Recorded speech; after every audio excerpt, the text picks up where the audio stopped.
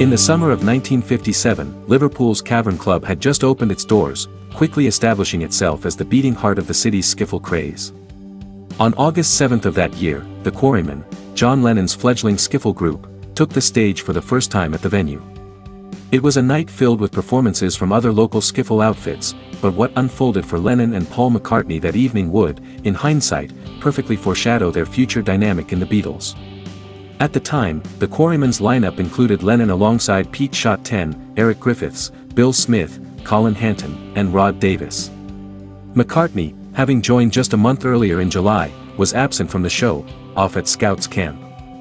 This contrast between the two young musicians already hinted at their distinct personalities: McCartney, disciplined and committed to prior obligations, versus Lennon, restless and ready to push boundaries.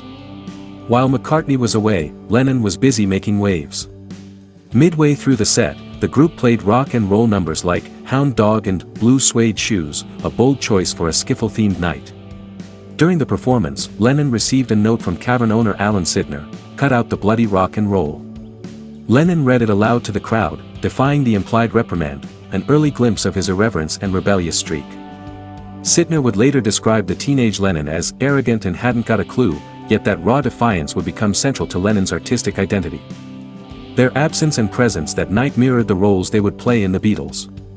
McCartney tended toward a polished, pop-friendly sensibility, crafting melodies Lennon once jokingly labeled as granny songs. Yet McCartney was no pushover. His disruption came in subtler, more palatable forms, often steering the band toward mainstream appeal.